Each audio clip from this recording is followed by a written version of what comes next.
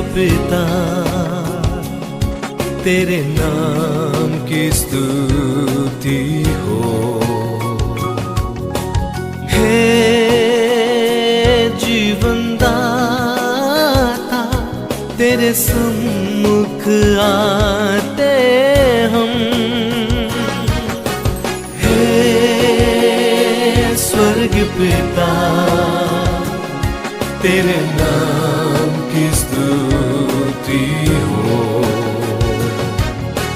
हे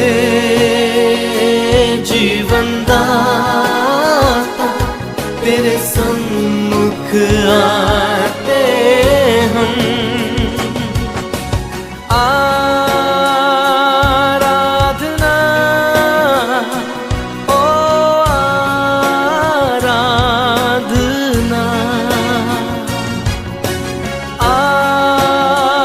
आराधना ओ आराधना।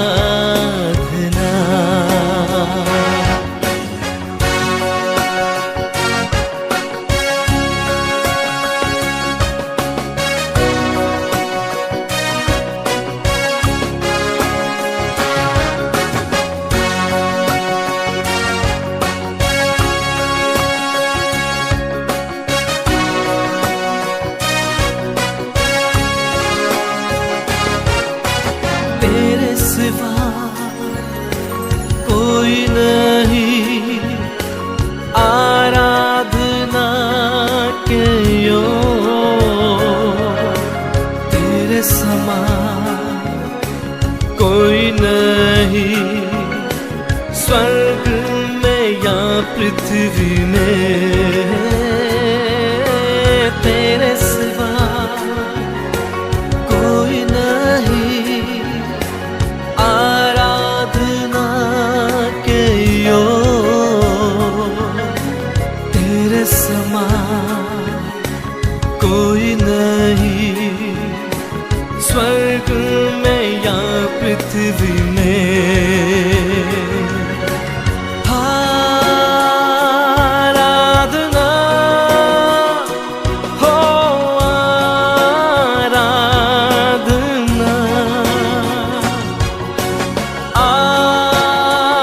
आराधना ओ आराधना।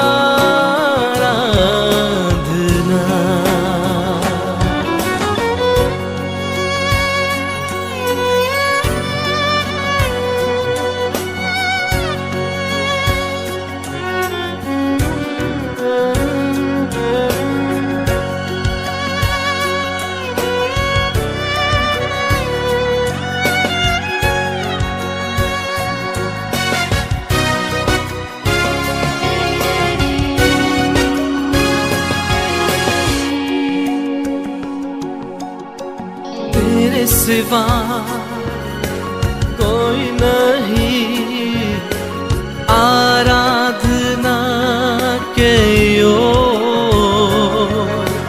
तेरे समान कोई नहीं स्वर्ग में या पृथ्वी में। हो तेरे सिवा कोई नहीं आराधना के योग्य। तेरे समान कोई नहीं स्वर्ग में या पृथ्वी में।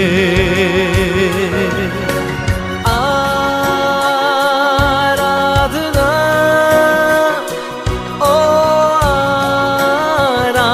आराधना,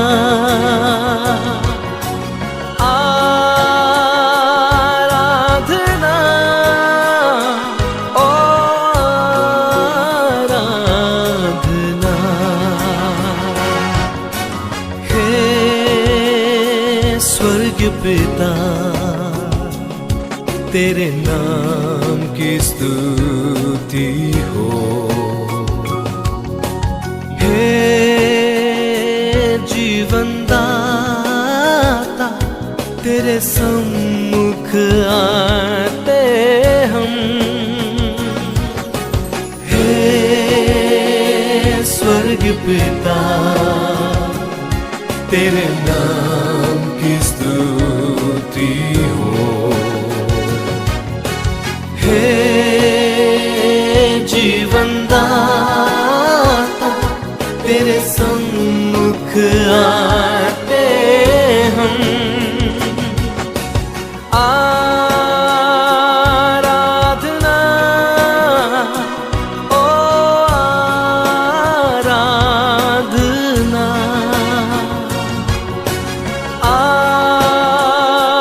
आराधना, ओ आराधना।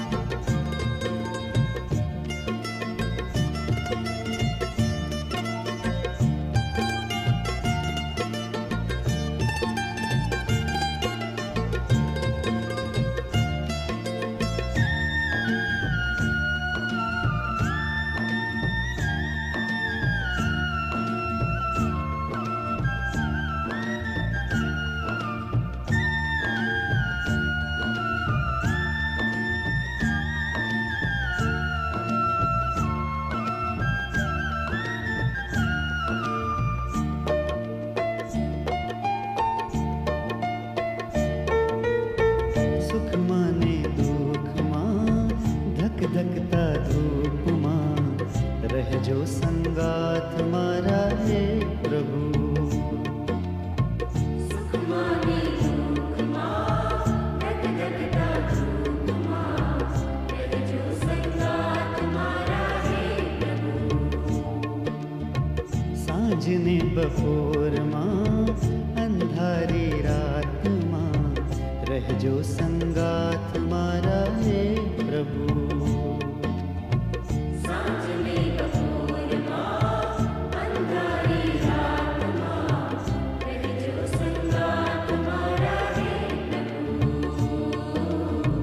रह जो संगात मारा हे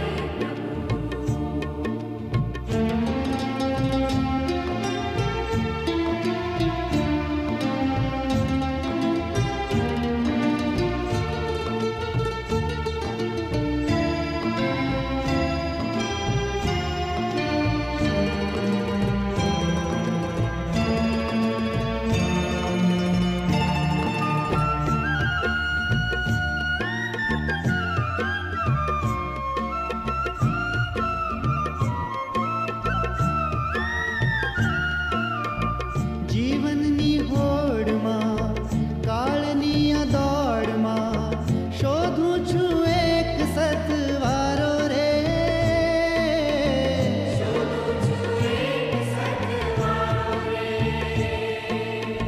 જીવનની હોડમાં, કાળની આ દોડમાં, શોધું છું એક સતવારો રે।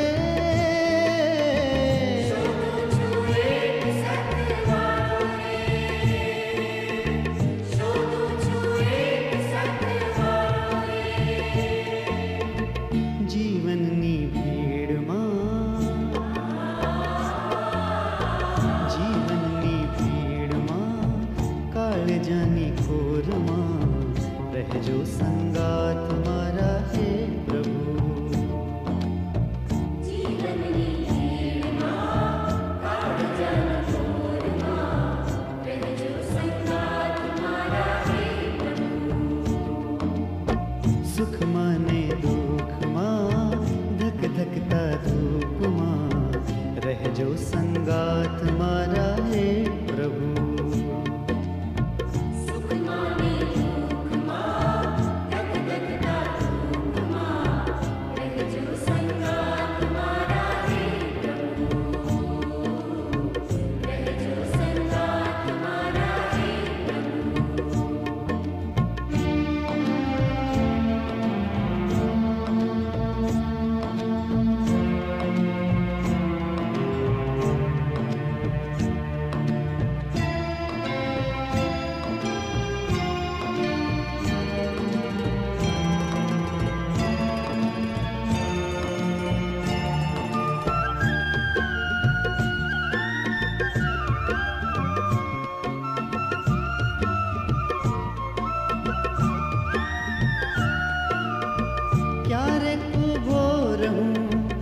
તપ તપતી રેતમાં, ક્યારેક સાગરની ભરતી ઓટમાં,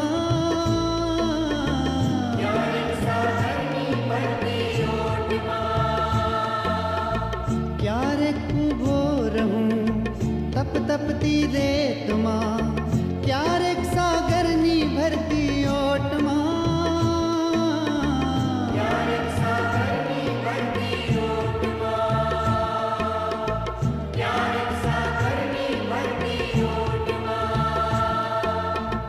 ઊની ઊની રેતમાં, ઊની ઊની રેતમાં, જહતા નીરમાં રહેજો સંગાત મારા હે પ્રભુ.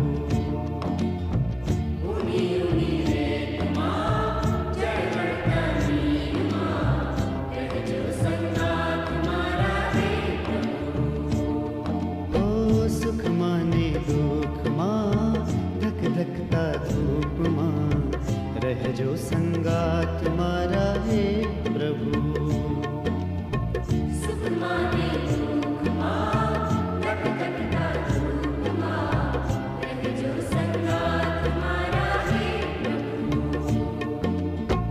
રહેજો સંગાત મારા હે પ્રભુ, રહેજો સંગાત મારા હે પ્રભુ, રહેજો સંગાત મારા હે પ્રભુ, રહેજો સંગાત મારા હે પ્રભુ, રહેજો સંગાત મારા હે પ્રભુ, રહેજો સંગાત મારા હે પ્રભુ.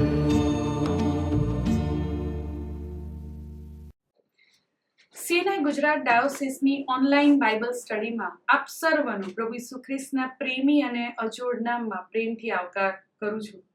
આ ઓગસ્ટ માસ સીએનઆઈ ગુજરાત ડાયોસિસ તરીકે આપણે પ્રાર્થના પર્વ તરીકે ઉજવી રહ્યા છે અને રોજે રોજ કોઈક એક પ્રાર્થનાના સંદર્ભમાં ઊંડાણથી હું અને તમે શીખી રહ્યા છે, સમજી રહ્યા છે. અને આજનો જે વિષય છે તે છે પાઉલની મંડળી માટેની પ્રાર્થના. અને જે શાસ્ત્ર ભાગ પસંદ કરવામાં આવ્યો છે તે છે નવા કરારમાં એફેસીઓને પાઉલ પ્રેરિતનો પત્ર, તેનો 1 અધ્યાય, તેની 15 થી 23 કલમ. એફેસીઓને પાઉલ પ્રેરિતનો પત્ર, તેનો 1 અધ્યાય, તેની 15 થી 23 કલમમાં પ્રભુનું વચન મને તમને આ પ્રમાણે કહે છે: એ માટે હું પણ પ્રભુ ઈસુ પર તમારા વિશ્વાસ તથા સઘળા પવિત્રો પર તમારા પ્રેમ વિશે સાંભળીને તમારે વાસ્તે આભાર માનવાનું ચૂકતો નથી. મારી પ્રાર્થનાઓમાં તમારું સ્મરણ કરીને માંગુ છું કે આપણા પ્રભુ ઈસુ ખ્રિસ્તનો દેવ, મહિમાવાન પિતા પોતાને વિશેના જ્ઞાનને સારું, બુદ્ધિનો તથા પ્રકટીકરણનો આત્મા તમને આપે અને તમારા જ્ઞાન ચક્ષુ પ્રકાશિત થાય કે જેથી તેના નોતરાની આશા શી છે, પવિત્રોમાં તેના વારસાના મહિમાની સંપત્તિ શી છે અને તેની મહાન શક્તિના સામર્થ્ય પ્રમાણે આપણ વિશ્વાસ કરનારાઓમાં તેની શક્તિનું મહત્વ શું છે તે તમે જાણો. તેણે તે સામર્થ્ય ખ્રિસ્તમાં દેખાડીને તેને મોયેલામાંથી ઉઠાડ્યો અને સર્વ રાજ્ય સત્તા, અધિકાર, પરાક્રમ, ધણીપણું અને કેવળ આ કાળમાંનું જ નહીં પણ ભવિષ્ય કાળમાંનું દરેક નામ જે હોય એ સર્વ કરતા ઊંચો કરીને પોતાની જમણી ગમ સ્વર્ગીય સ્થાનોમાં તેને બેસાડ્યો. વળી સઘળાને તેણે તેના પગો તળે રાખ્યા અને તેને સર્વ પર મંડળીના શિર તરીકે નિર્માણ કર્યો. તે તો તેનું શરીર છે, એટલે જે સર્વ વાતે સઘળાને ભરપૂર કરે છે તેનું ભરપૂરપણું છે. આવો આપણે પ્રભુના વચનોમાં જતા પહેલા પ્રભુની સહાય માંગીએ. સ્વર્ગમાં અમારા પ્રેમાળ, દયાળુ ને કૃપાળુ ઈશ્વર પિતા, તમારા વચનોમાંથી શીખવાને માટે તમારા લોક તરીકે અમે આવ્યા છે, ત્યારે તમારા વચનોને ઊંડાણથી સમજવાને માટે અમારા હૃદયો અને અમારા મનોને ખોલો. તમારા પવિત્ર આત્માથી અમારી સાથે વાત અને વ્યવહાર કરો. પ્રભુ ઈસુના નામમાં આમીન. એફેસસ એ એશિયા માઇનર કે જે અત્યારનું તુર્કી છે એના વેસ્ટ કોસ્ટ પર એશિયામાં રોમન પ્રાંતની રાજધાની હતું. જો એ સમયની વાત કરીએ તો પ્રથમ સદીના 5 મુખ્ય શહેરોમાંનું એક એફેસસ ગણાતું હતું. એ રોમન એમ્પાયરના પૂર્વ અને પશ્ચિમ ભાગની વચ્ચે આવેલું આ શહેર હતું. એફેસીયોને પત્રની જો વાત કરીએ તો એ પત્ર ઈસવીસન 60 થી 62 ની વચ્ચે આસપાસ લખાયો હોવાનું મનાય છે. એ સમયની વાત છે કે જ્યારે પાઉલ પ્રેરિત એ રોમમાં બંદીવાસમાં હતા. જો આપણે પ્રેરિતોના કૃત્યોનો અભ્યાસ કરીએ તો તેના 28મા અધ્યાયની જો 16 થી 31મી કલમ આપણે જોઈએ તો એના મુજબ પાઉલ પ્રેરિત એ રોમમાં જ્યારે હતા ત્યારે એ એમનું હાઉસ એરેસ્ટ હતું એવું નોંધવામાં આવ્યું છે. રોમમાં તેમનો એ પ્રથમ બંદીવાસનો સમય હતો. આ સમયે તેમને લોકોને મળવાની તેમજ સુવાર્તા પ્રચારની પરવાનગી હતી. એ પણ આપણને એ પ્રેરિતોના કૃત્યોના 28મા અધ્યાયની એ સ્ટડી બાદ માલુમ પડે છે. પાઉલ પ્રેરિતને માટે એફેસસ એ તેમની ત્રીજી મિશનરી જર્નીનું હેડક્વાર્ટર હતું, એટલે મુખ્ય મથક હતું. પાઉલ પ્રેરિતે લગભગ 2 વર્ષ એફેસસની અંદર કાર્ય કર્યું અને એને નોંધ પણ કરવામાં આવી છે તે મુજબ પાઉલ પ્રેરિતે બહુ અસાધારણ કાર્યો એફેસસમાં કર્યા. એફેસસમાં પાઉલ પ્રેરિતના કરેલા કાર્યોના લગભગ 4 થી 5 વર્ષ બાદ પાઉલ પ્રેરિત જ્યારે રોમમાં હતા આ બંદીવાસ વખતે, ત્યારે તેઓ એફેસસમાંના સંતોને કે જેઓ વિશ્વાસી સમુદાયમાં છે તે અને જે નવા વિશ્વાસીઓ છે તેમને પાઉલ પ્રેરિત પત્ર લખે છે. આ મંડળી એટલે કે એફેસસની મંડળી એ ખૂબ જ વિશ્વાસથી ભરેલી મંડળી હતી અને પાઉલ પ્રેરિતને આ મંડળીને માટે ખૂબ જ પ્રેમ હતો તે પણ આપણે આ એફેસીયોના પત્રમાં જોઈ શકીએ છીએ. જો આપણે મેજર થીમ્સની વાત કરીએ કે કઈ કઈ બાબતોનો ઉલ્લેખ એફેસીયોને પત્રમાં પાઉલ પ્રેરિત કરે છે, તો એક જે મેઇન જે થીમ છે એ છે ત્રિએક ઈશ્વરની વાત પાઉલ પ્રેરિત કરે છે. ત્યાર પછી ખ્રિસ્તમાં આપણું જે સ્થાન છે એની વાત પાઉલ પ્રેરિત કરે છે. એકતા, યુનિટી ઇન ચર્ચ, મંડળીની અંદર એકતાની વાત, હોલીનેસ ઇન ચર્ચ, પવિત્રતાની વાત, અને એની સાથે સાથે એ અંધકારના જે આત્મિક બળો છે એની સામે એક વિશ્વાસીએ કેવું સ્ટેન્ડ લેવાનું છે એની પણ વાત કરે છે. અલગ અલગ થીમ્સ મને તમને એફેસીયોના પત્રમાં જોવા મળે છે. ઘણા બધા બાઇબલ નિષ્ણાતો એવું કહે છે કે એફેસીયોને પાઉલ પ્રેરિતનો જે પત્ર છે એ સુવાર્તાનો નિચોડ એટલે કે સમરી ગણે છે. ઘણા બધા બાઇબલ નિષ્ણાતો એને થિયોલોજીકલ લેટર કાં તો થિયોલોજીકલ એસે પણ કહે છે. અને તમે જુઓ કે આ એફેસીયોને પત્ર કે જે આપણે થિયોલોજીકલ એસે ગણીએ કે એક નિબંધ ગણીએ કે એક પત્ર ગણીએ, એમાં પાઉલ પ્રેરિત મંડળીને માટે બહુ જ અગત્યની પ્રાર્થના રજૂ કરે છે અને તે જ શાસ્ત્ર ભાગ આજે આપણે વાંચ્યો. એફેસીયોના પત્રના 1 અધ્યાયની એ 15મી કલમથી આગળ પાઉલ પ્રેરિતની વિશ્વાસી ભાઈ બહેનોના સમુદાયને માટે, મંડળીને માટે પ્રાર્થના લખવામાં આવી છે. જો 15મી કલમ આપણે જોઈએ તો પાઉલ પ્રેરિત કહે છે કે એ માટે હું પણ પ્રભુ ઈસુ પર તમારા તથા સઘળા પવિત્રો પર તમારા પ્રેમ વિશે સાંભળીને તમારે વાસ્તે આભાર માનવાનું ચૂકતો નથી. મારી પ્રાર્થનાઓમાં તમારું સ્મરણ કરીને માંગુ છું. અને ત્યારબાદ પાઉલ પ્રેરિત એક નાનકડી પ્રાર્થના રજૂ કરે છે અને આ પ્રાર્થનાની કેટલીક વિનંતીઓને થોડું ઊંડાણમાં જોવા માંગીએ છીએ. સૌથી જે પહેલી બાબતની માંગણી પાઉલ પ્રેરિત ઈશ્વર પિતા પાસેથી મંડળીને માટે કરે છે, વિશ્વાસી ભાઈ બહેનોને માટે કરે છે, તે છે કે બુદ્ધિનો આત્મા મંડળીને આપે. અ સ્પિરિટ ઓફ વિઝડમ, ડહાપણનો આત્મા એ મંડળીની અંદર આવે. Paul prayed that God would give them the spirit of wisdom. બુદ્ધિના આત્મા અથવા તો ડહાપણના આત્માની માંગણી એ મંડળીને માટેની પહેલી વિનંતી પાઉલ પ્રેરિતની છે. જો આપણે નવા કરારની એ કમ્પ્લીટ વર્ડ ડિક્શનરી જોઈએ તો એમાં ડાપણ વિશે એવું લખવામાં આવ્યું છે, બુદ્ધિ વિશે એવું લખવામાં આવ્યું છે. ડાપણ એટલે માણસના સંદર્ભની અલગ અલગ બાબતોના જ્ઞાનની સાથે સાથે ઈશ્વર પિતાના એ સર્વોપરી જ્ઞાન સંદર્ભની સમજણ હોવી, એ ડાપણના સંદર્ભમાં લખવામાં આવ્યું છે. પાઉલ પ્રેરિત એ બુદ્ધિના આત્માની માંગણી કરતા, ડાપણના આત્માની માંગણી કરતા ત્રિએક ઈશ્વર પિતાને વધુ ઊંડાણથી, વધુ નજદીકથી જાણવાની ઈચ્છા પ્રગટ કરે છે. પાઉલ પ્રેરિતની એવી ઈચ્છા છે કે મંડળી રોજે રોજ એ ઈશ્વર પિતા કોણ છે એ સંદર્ભમાં ઊંડાણમાં વધારે ને વધારે જાણતી થાય.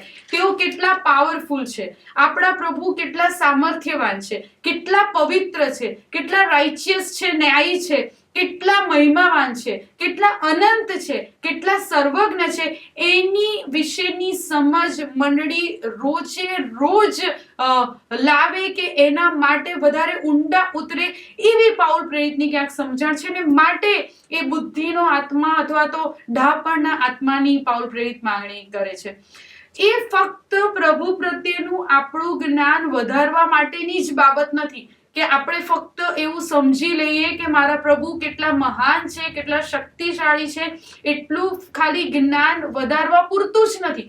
પણ આ બુદ્ધિનો આત્મા એટલે એવો આત્મા કે જે આપણને ટ્રાન્સફોર્મ કરે, એટલે કે જે જ્ઞાન મળનારું છે, જે ડાપણ મળનારું છે, એ બદલાણ કરનારું જ્ઞાન, એ ટ્રાન્સફોર્મ કરનારું જ્ઞાન હોય, એવી પાઉલ પ્રેરિતની મંડળી માટેની એ અભિલાષા છે કે ઈચ્છા છે. બુદ્ધિનો આત્મા, ડાપણનો આત્મા એ ઈશ્વર પિતા વિશેના આપણા ઊંડા, જે ઈશ્વર પિતા વિશેના જે ઊંડું જ્ઞાન છે એના તરફ તો લઈ જ જાય છે, પણ એની સાથે સાથે વ્યક્તિને અને મંડળીને બદલાણ તરફ, ટ્રાન્સફોર્મેશન તરફ પણ લઈ જાય છે. જો આપણે નીતિવચનોનું પુસ્તક જોઈએ તો આપણે કહી શકીએ છીએ તો જ્ઞાનનું પુસ્તક છે, અને એમાં પણ સુલેમાન રાજા તેના 8મા અને 9મા અધ્યાયમાં એ જે જ્ઞાન અને ડાપણની જે આવશ્યકતા છે, જે જરૂરિયાત છે, તે રજૂ કરે છે. નીતિવચન 16 અને 16માં લખ્યું છે કે સોના કરતા જ્ઞાન મેળવવું એ કેટલું ઉત્તમ છે, અને રૂપા કરતા બુદ્ધિ પસંદ કરવા યોગ્ય છે. એનાથી જો સેજ આગળ જોઈએ તો ગોર્ડન ફ્લી કરીને પ્રભુના સેવક એમ કહે છે કે બુદ્ધિના આત્માને માટેની પ્રાર્થના, ડાપણના આત્મા માટેની પ્રાર્થના, એ પ્રાર્થના ખરેખર તો ઈશ્વર પિતાની એ ઉર્જા આપતી કે એનર્જી આપતી પ્રેઝન્સને માટે, હાજરીને માટેની પ્રાર્થના છે. જ્યારે પણ આપણે પ્રભુને એ બુદ્ધિના આત્માની માંગણી કરીએ છીએ તેનો અર્થ એ છે કે આપણે એ ઈચ્છા રાખીએ છીએ કે પ્રભુની એ એનર્જી જે છે, પ્રભુની એ ઉર્જા આપતી પ્રેઝન્સ છે, હાજરી છે, એ મારી અને તમારી સાથે, આપણી મંડળીની સાથે હર હંમેશ હોય. એટલે સૌથી પ્રથમ માંગણી પાઉલ પ્રેરિત એ મંડળી માટે કરે છે તે છે બુદ્ધિના આત્માની માંગણી. એના પછી જો સેજ આગળ જોઈએ તો જે બીજી બાબત પાઉલ પ્રેરિત મંડળીને માટે માંગે છે તે છે પ્રકટીકરણનો આત્મા, અ સ્પિરિટ ઓફ રેવલેશન. કેમ મંડળીને કે વિશ્વાસીને પ્રકટીકરણના આત્માની જરૂર પડે છે? આત્મિક સત્યને, સ્પિરિચ્યુઅલ ટ્રુથને ઊંડાણથી ગ્રાસ્પ કરવાને માટે, ઊંડાણથી સમજવાને માટે, ઊંડાણથી પકડવાને માટે.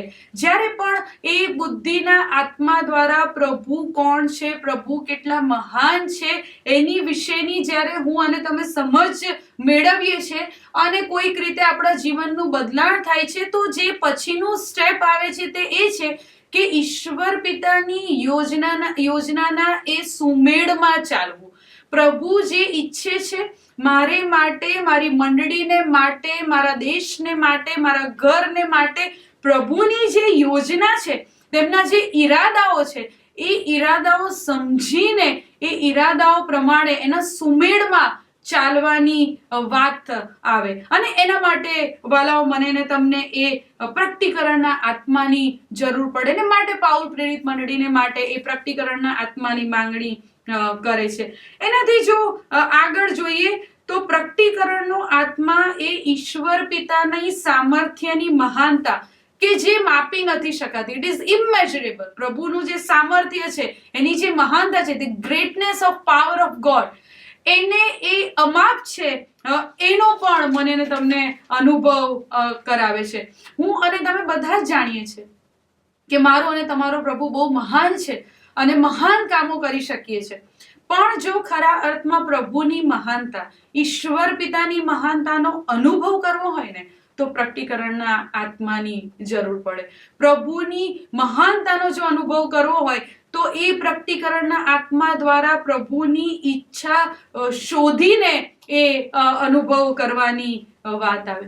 એનાથી જો સહેજ આગળ જોઈએ તો પ્રકટીકરણના આત્મા દ્વારા એ પ્રભુની મહાનતાનો તો અનુભવ થાય જ છે, પણ તેની સાથે સાથે આપણને તે સત્યતામાં ચલાવે છે.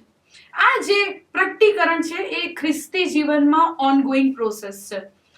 ડે ટુ ડે લાઈફની અંદર એ નવી નવી પ્રભુની એ બાબતો, પ્રભુની જે આપણને ઈચ્છા એમ આપણને પ્રગટ કરી રહ્યા છે એ શોધવાની બાબત છે.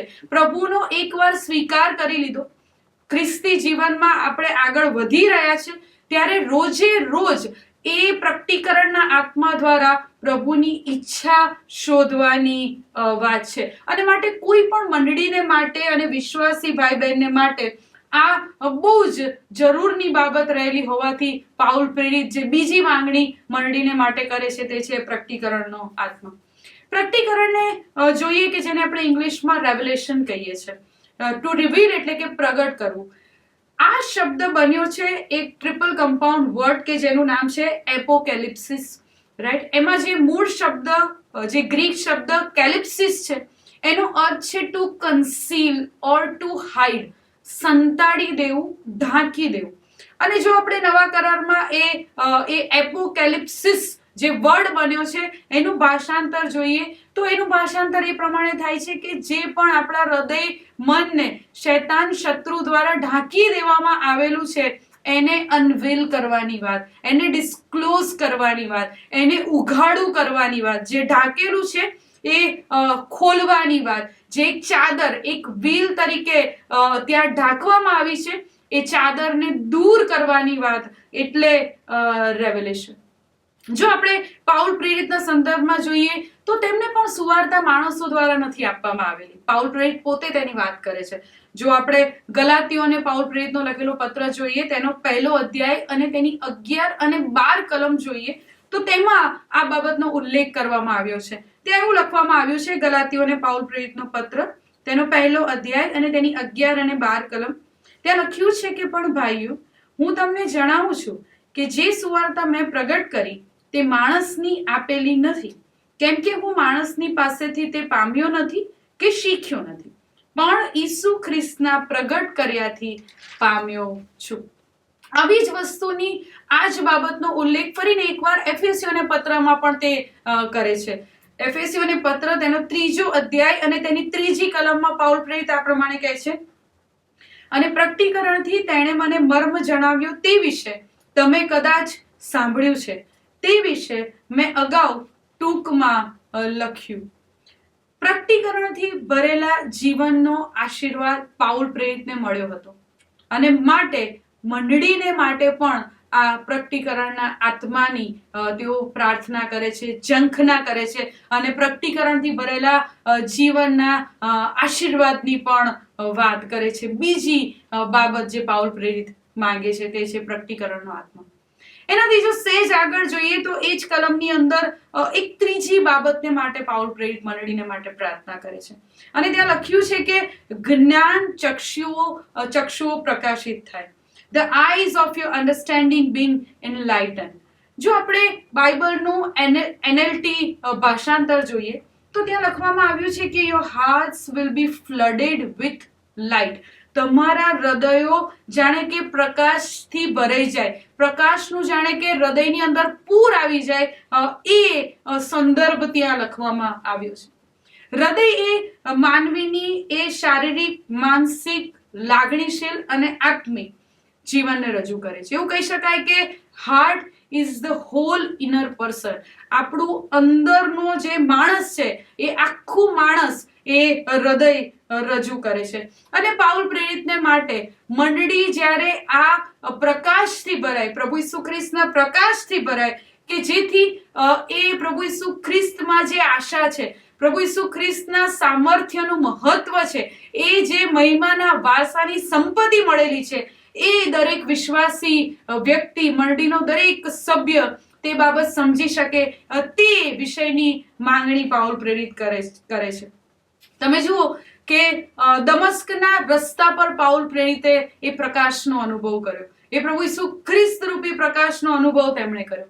તેઓ પોતે ચુસ્ત યહૂદી હતા, નિયમ શાસ્ત્રને જાણનાર હતા અને નિયમ શાસ્ત્રને પાળનાર પણ હતા. અને આપણે એમનું એ અગાઉનું જીવન એ પણ આપણે જાણીએ છીએ.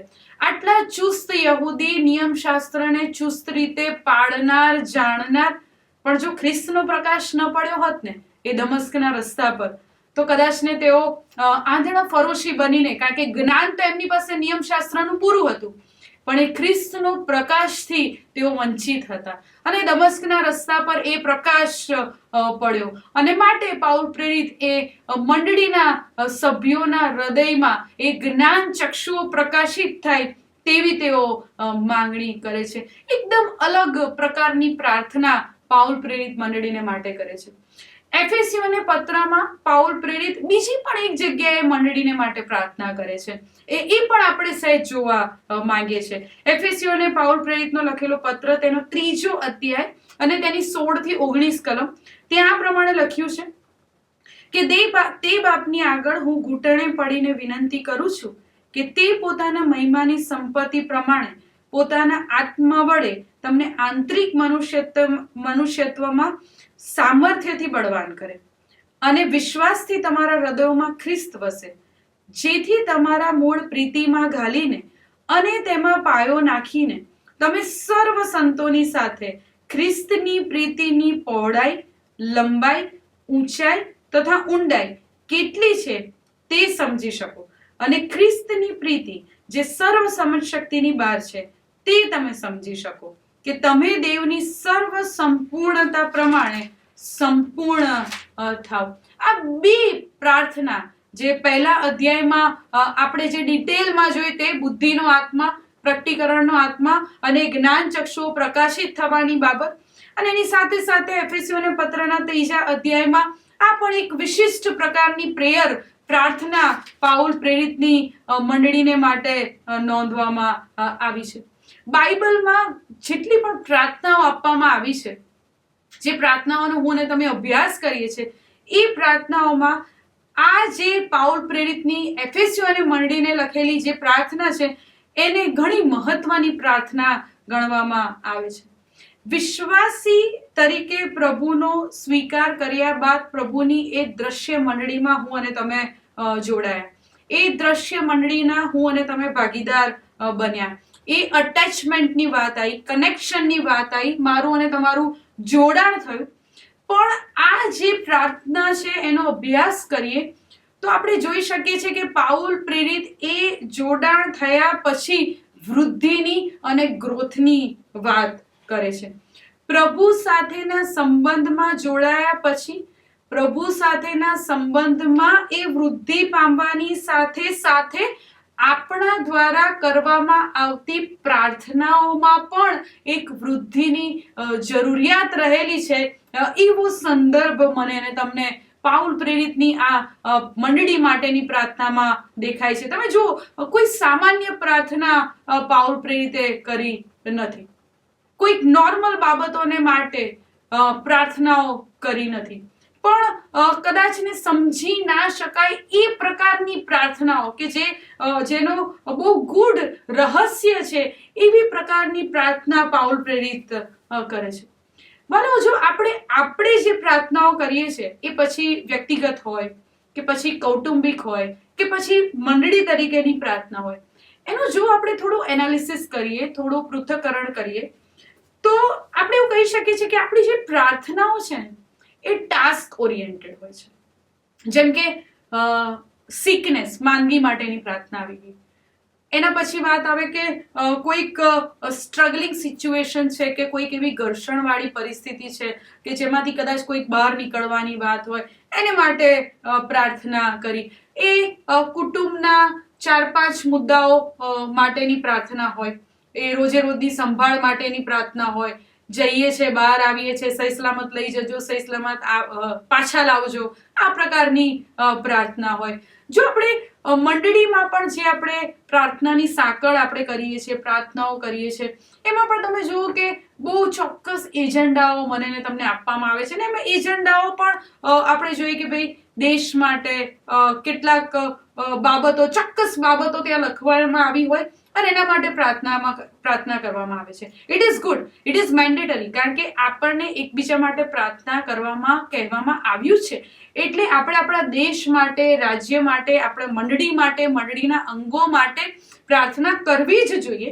પણ મોસ્ટ ઓફ ધ ટાઈમ મંડળી તરીકે કે કુટુંબ તરીકે કે વ્યક્તિ તરીકે મારી અને તમારી પ્રાર્થનાઓ લગભગ સેલ્ફ નીડ્સને માટેની હોય છે, પોતાની જરૂરિયાતોને સંતોષવા માટેની એ પ્રાર્થના હોય છે. એ આપણી ભૌતિક જરૂરિયાતોના સંદર્ભમાં હોય છે, એ આપણી દૈહિક જરૂરિયાતના સંદર્ભમાં હોય છે. પણ ઘણી બધી વાર જે બાબત હું અને તમે મિસ આઉટ કરી જઈએ છીએ તે હોય છે આપણી આત્મિક જરૂરિયાતો માટેની પ્રાર્થના. આપણને અલગ અલગ પ્રકારના આશીર્વાદો, એક પ્રકારનું કહેવાય ને કે પેલું એક ટાસ્ક ઓરિએન્ટેડ અને જાણે કે એજન્ટ આપણો કેવો હોય કે આસ્કિંગ એન્ડ રિસીવિંગ, પ્રભુ પાસેથી માંગ્યું મળી ગયું, એ મટીરિયલ બ્લેસિંગની વાત આવી જાય, એ રોજે રોજની આપણી દૈનિક ચર્યા છે એના સંબંધીની પ્રાર્થનાઓની વાત આવે, અને એ ભૌતિક અને દૈહિક બાબતોની માટેની પ્રાર્થનાઓ મારા અને તમારા પ્રાર્થનાઓની એજન્ડામાં હોય છે. પણ જે સ્પિરિચ્યુઅલ બાબતો, જે આત્મિક બાબતો, જે ઊંડાણમાં જવાની બાબતો, એ બાબતો હું અને તમે મંડળી તરીકે અને વ્યક્તિ તરીકે અને કુટુંબ તરીકે ઘણી બધી વાર ચૂકી ગયા છે. તમે જુઓ, એ આપણી પ્રાર્થનાઓમાં, આપણા ઘરમાં જો પ્રાર્થના થતી હશે તો ઘરનું નાનું બાળક જેવી પ્રાર્થના કરાવે એવી જ એક એડલ્ટ પણ પ્રાર્થના કરાવે. હા, થોડા શબ્દો મઠારેલા હશે, થોડી રિફોર્મ્ડ હશે, કારણ કે નાનું કરાવે થોડું કાલું બોલે, મોટા કરાવે તો થોડા સારા શબ્દો વાપરવામાં આવ્યા હોય, અલંકારિક શબ્દો હોય, લાંબા વાક્યો હોય. પણ તમે જુઓ, જે એજન્ડા હોય એ નાના બાળકના જે એજન્ડા હોય છે ને, એ મારા અને તમારા જેવા પુખ્ત વયના વિશ્વાસી ભાઈ બહેનો કે જેમણે નાનપણથી પ્રાર્થના કરી છે ને, એમના એજન્ડા પણ ક્યાંક એવા જ હોય. ખાલી એ મઠારીને હું અને તમે એ પ્રાર્થનામાં રજૂ કરીએ કે ઈશ્વર પિતા સાથે હું અને તમે વાતચીત કરીએ. પણ પાઉલ પ્રેરિતની આ જે મંડળી માટેની પ્રાર્થના છે ને, એના દ્વારા પાઉલ પ્રેરિત મને તમને કહે છે કે પ્રભુ સાથેના સંબંધમાં વૃદ્ધિ અને સમજણ વધારવાની વાત આવે છે. જે પ્રકારની પ્રાર્થના પાઉલ પ્રેરિત મંડળીને માટે કરી રહ્યા છે, તેના પરથી જોઈ શકાય છે કે પ્રભુ સાથેના સંબંધમાં વૃદ્ધિની સાથે સાથે એ આપણી પ્રાર્થનાઓમાં પણ વૃદ્ધિની જરૂર છે. ઈસુને તારનાર તરીકે સ્વીકાર્યા, સારી બાબત છે, એક બીજ વાવવામાં આવ્યું છે, પણ એ બીજનું બીજ જ ઘણી બધી વાર મારા અને તમારા જીવનમાં જોવા મળે છે. એનાથી આગળ તેની વૃદ્ધિ અને એ ફળોને માટે એ ઝંખના કરવાની વાત આવે અને એ સંદર્ભમાં આગળ વધવાની વાત આવે. આપણે એવું જાણીએ છીએ કે પ્રભુ સામર્થ છે, મારો પ્રભુ સામર્થ્યવાન છે, પણ ખરા અર્થમાં એ પ્રભુના સામર્થ્યને ઓળખવાને માટે એ બુદ્ધિના આત્મા અને એ પ્રકટીકરણના આત્માની જે જરૂર રહેલી છે એના સંદર્ભમાં મારે અને તમારે મંડળી માટે પ્રાર્થના કરવાની જરૂર છે, વ્યક્તિગત જીવનોને માટે પ્રાર્થના કરવાની જરૂર છે. પણ વાલાઓ, મને કહેવા દો કે આપણી જે સ્ટીરિયોટાઇપની એકની એક પ્રેયર અને કોઈક અંશે તો એવું પણ કહી શકાય કે સ્વાર્થી પ્રાર્થનાઓ, એનાથી હું અને તમે ખરા અર્થમાં એ જોઈ જ નથી શકતા અને એ અનુભવી જ નથી શકતા કે ઈશ્વર કેવા અનંત છે, પ્રભુ કેવા અનંત છે. તમે જુઓ, જે એફેસીઓના પત્રના 3 અધ્યાયની અંદર પાઉલ પ્રેરિત જે પ્રાર્થના મંડળીને માટે રજૂ કરે છે ખ્રિસ્તની પ્રીતિના સંદર્ભમાં. હવે જોઈએ, પ્રેમ, પ્રીતિ એ એકચ્યુઅલી એબ્સ્ટ્રેક્ટ નાઉન છે, ભાવનાત્મક સંજ્ઞા જેને આપણે કહીએ છીએ, રાઈટ? હવે એબ્સ્ટ્રેક્ટ નાઉન એટલે એને આપણે માપી નથી શકતા, ઇટ ઇઝ ઇમેઝરેબલ. પણ છતાં પણ પાઉલ પ્રેરિત એ ભાવનાત્મક સંજ્ઞા છે, એબ્સ્ટ્રેક્ટ નાઉન છે કે જેને માપી નથી શકાતું. પણ પાઉલ પ્રેરિત અહીં એવું કહી રહ્યા છે કે એ પ્રાર્થનાની ઊંડાઈ અને પ્રાર્થનાની વૃદ્ધિ દ્વારા મંડળી એ ખ્રિસ્તની પ્રીતિનું સર્કમ્ફરન્સ, ચારે બાજુનું માપ પણ તેઓ કાઢે. અને માટે કહે છે કે ખ્રિસ્તની પ્રીતિની લંબાઈ, ચોડાઈ, ઊંચાઈ બધું જ મંડળી માપે, કે વિશ્વાસી ભાઈ, જે એકચ્યુઅલી માપી નથી શકાતું. પણ પાઉલ કહે છે કે આપણી પ્રાર્થનાઓમાં એટલી ઊંડાઈ હોવી જોઈએ અને એટલી વૃદ્ધિ હોવી જોઈએ કે જે અમાપ છે એને પણ હું અને તમે કોઈક રીતે માપવાની કે સમજવાની કોશિશ કરી શકીએ. કેટલી ઇફેક્ટિવ વાત, કેટલી અસરકારક વાત પાઉલ પ્રેરિત કરી રહ્યા છે. સો આજે સાંજે જ્યારે એ ફરીને એકવાર પ્રાર્થનાના સંદર્ભમાં હું અને તમે વિચાર કરી રહ્યા છે, તો let us think about hour prayers. કયા દિવસે મેં અને તમે આ પ્રકારની પ્રાર્થના કે જે આપણી આત્મિક વૃદ્ધિ, જેમાં આપણી આત્મિક વૃદ્ધિ દેખાતી હોય, જે આપણી આત્મિક વૃદ્ધિને માટે હોય એવી પ્રાર્થનાઓ કરી છે? કેટલી વાર? કદાચ કોઈક વાર, કાં તો રવિવારે એકાદ વાર. આપણી જે રોજે રોજની જરૂરિયાતોના સંદર્ભમાં જ મોટા ભાગે મારી અને તમારી પ્રાર્થનાઓ રહેલી હોય છે. તો આજે આપણે ફરીને એકવાર એ વિચાર કરવાની જરૂર છે. પ્રભુ સાથે જોડાયા છીએ, પ્રભુ સાથેના સંબંધમાં જોડાયા છીએ, પણ હવે એ વૃદ્ધિની વાત આવે છે. મારો અને તમારો પ્રભુ આપણે જે પણ માંગીએ કે કલ્પીએ એ કરતા પુષ્કળ આપનાર પ્રભુ છે. અજાયબ જેવા આશીર્વાદો કે જેને માટે હું અને તમે લાયક નથી એ આપે છે, આપી રહ્યા છે, અપાયેલા છે, આશીર્વાદોથી ભરપૂર મને અને તમને કરેલા છે. પણ ક્યાંક મારે અને તમારે એ બાબતોની ઝંખના અને એ બાબતોની પ્રાર્થના કરવાની પણ જરૂર છે કે જે મેં અને તમે આ દિન સુધી ક્યારેય નથી કરી. બની શકે છે કે મેં અને તમે આપણા માટે કે આપણા કુટુંબને માટે કે આપણી મંડળીને માટે એ બુદ્ધિનો આત્મા કે પ્રકટીકરણનો આત્માની માંગણી ના પણ કરી હોય. આટલા વર્ષોથી પ્રેયર મીટિંગમાં પાર્ટિસિપેટ કરીએ છીએ, પ્રાર્થનાઓમાં જઈએ છીએ, દર રવિવારે દેવળમાં જોઈએ છીએ, પણ કદાચ ને આપણી મોસ્ટ ઓફ ધ ટાઈમની એ પ્રાર્થનાઓ એ જે સ્ટીરિયોટાઇપની, એકની એક પ્રકારની માંગણી, અને મોસ્ટલી એ આપણી દૈહિક અને ભૌતિક જરૂરિયાતોની આસપાસની માંગણીઓ પ્રભુની આગળ લાવીએ છીએ. તો આજે પાઉલ તેમની આ મંડળી માટેની પ્રાર્થના દ્વારા મને ને તમને આહ્વાન આપે છે. પ્રભુમાં વૃદ્ધિની સાથે સાથે પ્રાર્થનામાં પણ એ ગ્રોથ જોઈશે, પ્રાર્થનામાં પણ એ ડેપ્થ જોઈશે. કારણ કે જેટલી ડેપ્થ હું અને તમે પ્રાર્થનામાં લઈ જઈશું એટલું જ હું અને તમે મારા અને તમારા પ્રભુને વધુ નજદીકથી ઓળખી શકીશું અને તેમનો અનુભવ પણ કરી શકીશું. અને આ વચનો સમજવાને માટે ઈશ્વર પિતા પ્રથમ મને અને પછી આપણ સર્વને તેમની કૃપામાં ધરી રાખે. આવો આપણે આપણા મસ્તકો નમાવીએ અને થોડો સમય શાંત રહીએ અને આપણી પ્રાર્થનાઓના સંદર્ભમાં વિચાર કરીએ. કદાચ ને જો એ બાળકના જેવી જ પ્રાર્થનાઓ મઠારીને પ્રભુની આગળ લાવી રહ્યા છે, તો ફરીને એકવાર એ એનાલિસિસ કરીએ. પ્રભુ મને ને તમને વૃદ્ધિ આપવા માંગે છે,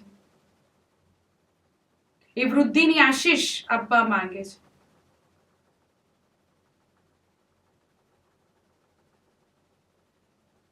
પ્રભુ, તમારા બાળકો તરીકે અમે તમારી પાસે આવ્યા છે ત્યારે પ્રભુ અમે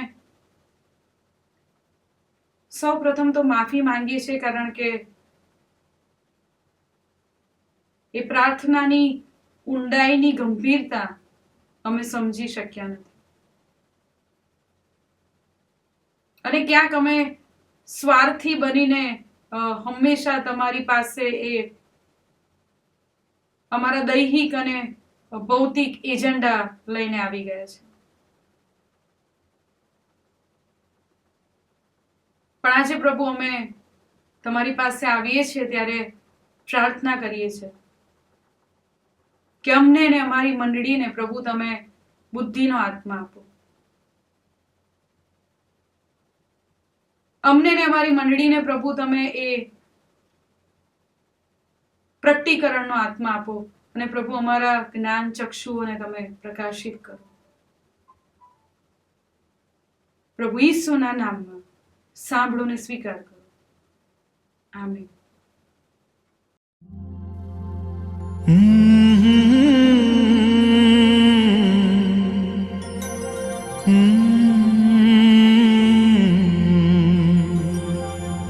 देखेगा सारा जहां,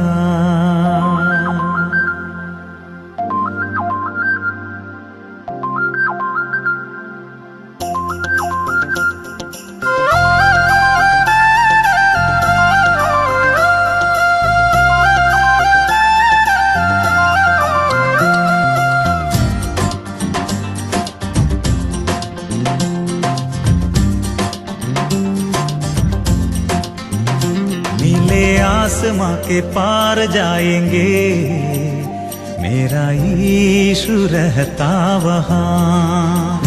नीले आसमां के पार जाएंगे, मेरा यीशु रहता वहाँ.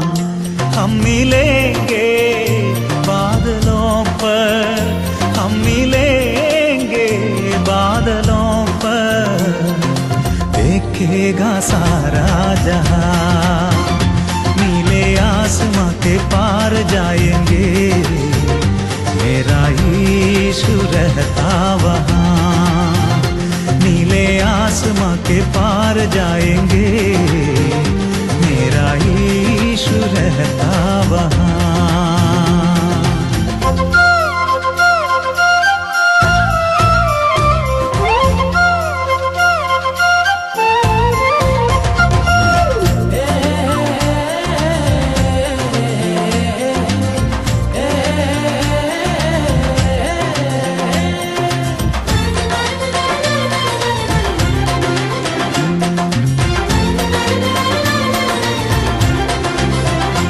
उसका कोई भी वादा न होता अधूरा, हर एक वादा उसका होता है पूरा. उसका कोई भी वादा न होता अधूरा, हर एक वादा उसका होता है पूरा. उसका कोई भी वादा,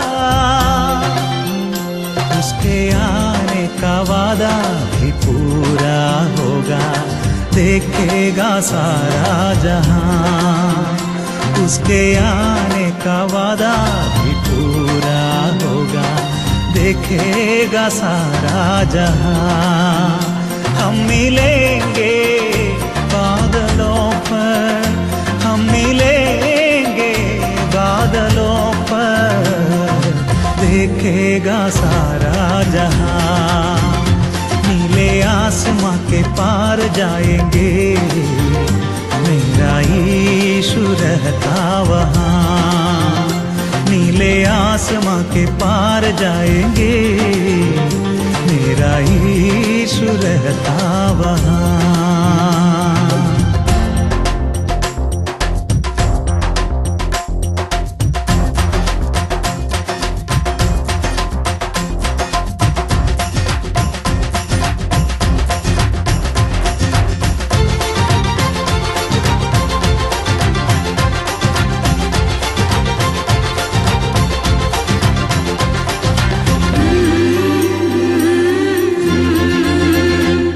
विश्वास है मेरा जो होगा पूरा, सपना ये मेरा न रहेगा अधूरा. ये विश्वास है मेरा जो होगा पूरा, सपना ये मेरा न रहेगा अधूरा. ये विश्वास है मेरा, तेरे संग हम रहेंगे अपने यीशु के देखेगा सारा जहां। तेरे संग हम रहेंगे अपने यीशु के देखेगा सारा जहां। हम मिलेंगे बादलों पर, हम मिलेंगे बादलों पर, देखेगा सारा जहां। नीले आसमां के पार जाएंगे, मेरा यीशु रहता वहाँ। नीले आसमां के पार जाएंगे, मेरा यीशु रहता वहाँ। हम मिलेंगे बादलों पर, हम मिलेंगे बादलों पर, देखेगा सारा जहां, देखेगा सारा जहां, देखेगा सारा जहां, देखेगा सारा जहां।